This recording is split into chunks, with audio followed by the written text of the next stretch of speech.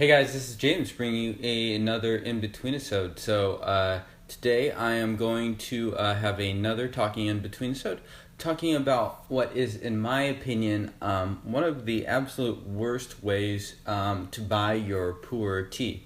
And this way is by tree age, judging, just reading from like a tea's description and being like, oh, this is from 500-year-old trees, this is from 800-year-old trees, this is from 1,000-year-old trees.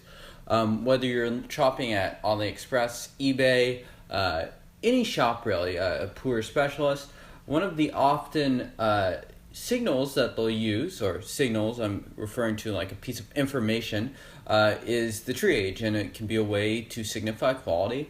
Old trees are sought after in Pu'erh, and a lot of people think, myself included, that given the proper trees, proper material, then they can make very, very good and very tasty tea. And so it's a signal, just like the area that a Pu'erh is from, whether it's from the Yiwu region or from elsewhere, that you can read, and you're basically determining what to buy. So why is this tree age so terrible and so useless?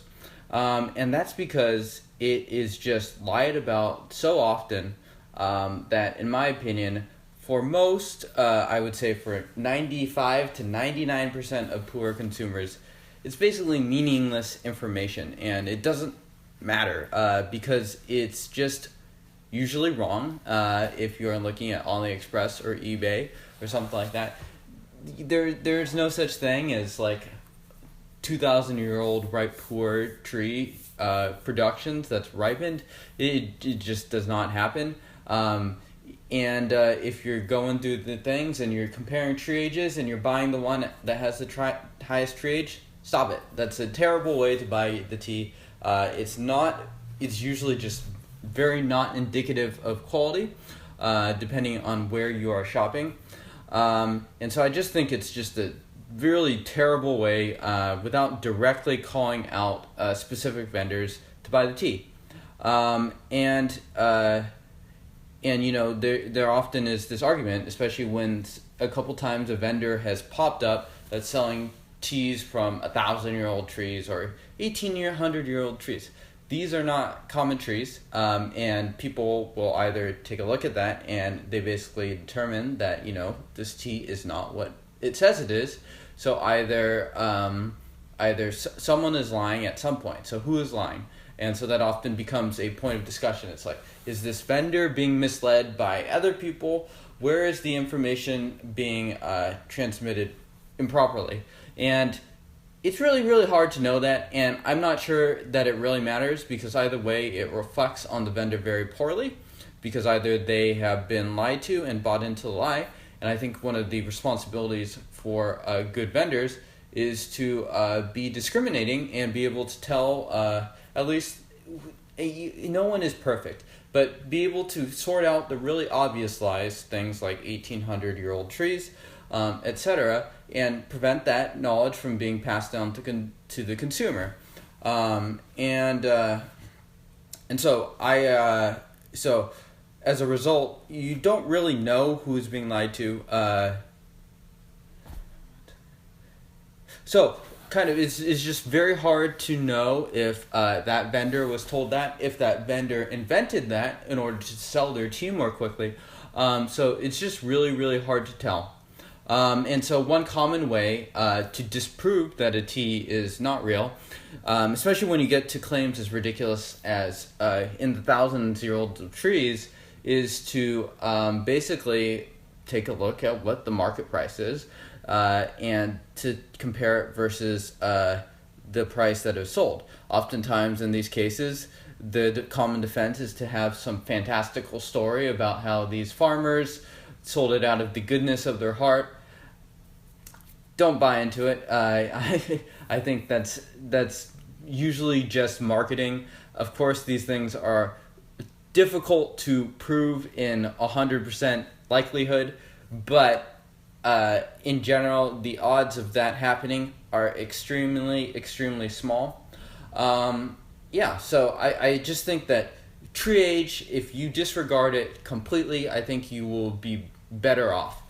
So one thing that I found particularly discouraging is there's been a couple threads on Steepster where people are asking about like these very, very old tree productions, and what I found is commonly happened is these teas have generated interest, and some of these people are buying the teas because they want to taste these really, really old trees. Other people are buying them because they're curious. They know that, maybe these people are telling a lie, but maybe the lie, behind the lie, there's still a good tea behind the bad marketing. So I actually find this to be an extremely discouraging trend, because I think that in the end, you're helping to sell out these productions that are using as the principle behind their marketing essentially a big lie, a big falsehood. So I, without naming the specific incidences, you could do a couple of Googling. They're very long, Steepster or Reddit threads. So I find it extremely discouraging that people are buying these teas and seeking them out when the marketing behind them is so bad. Whereas I think the more proper approach would be to ignore it and not to give these teas more attention than they deserve.